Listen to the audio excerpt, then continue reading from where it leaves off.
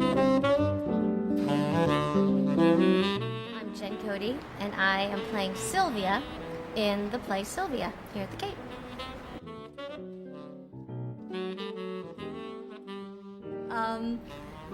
Yeah, I love everything about it. I work in a lot of different theaters, but the history, I think there's something so inspiring of sitting back here and looking at the posters and just thinking, oh my gosh, like those people who I looked up to have been on this stage. Like that to me, call me old-fashioned, but that's just my, one of my people that I aspire to be is Nancy Walker.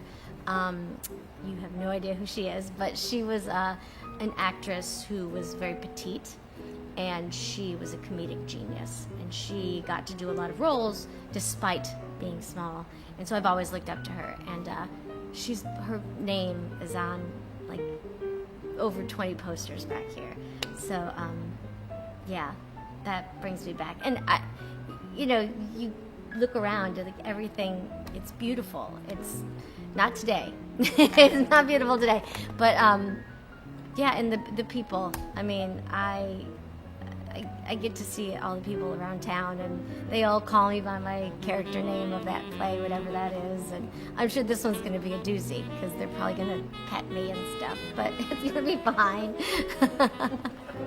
I once played a cop here, and I couldn't walk down the street because they'd all go, "Hey, Billy!" And they'd all yell at me, so.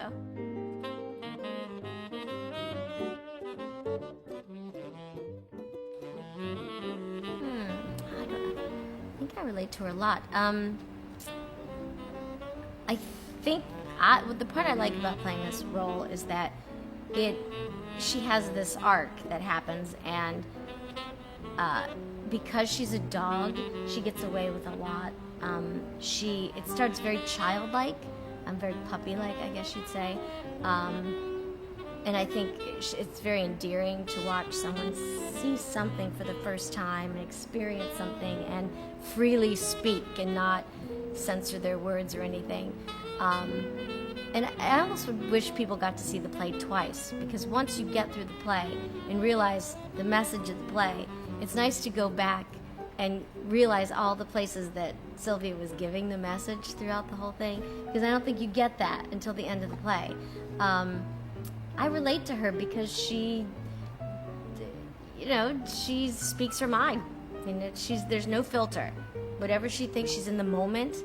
How awesome would that be as a person if you could be in the moment all the time and not thinking about emails and texts, and like she literally is every word you say, she hangs on it, reacts to it or doesn't, and then moves on to the next thing. So that's kind of an amazing gift to have.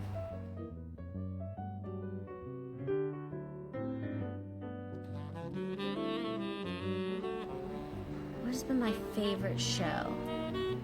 Well, I did like doing Last of the Red Hot Lovers, where I got to do all those parts. That was probably the hardest show I've ever done.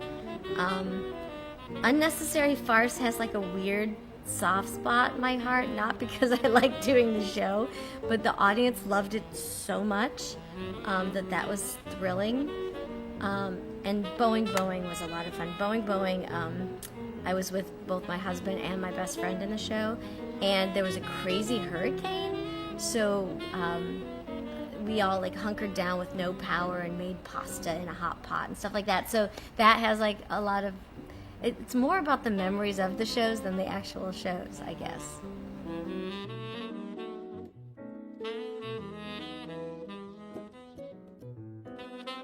Oh, she's a mess.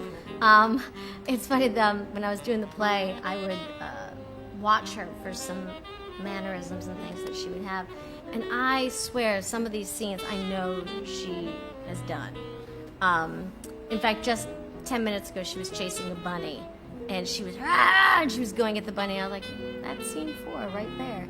I think we adopted her from Puerto Rico, so she's a street smart dog. She lived on a beach for a year, so I think she probably has a foul mouth.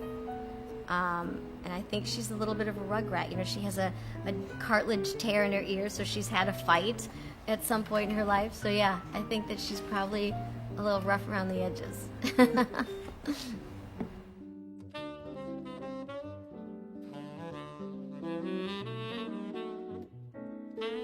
gosh, they're inspiring.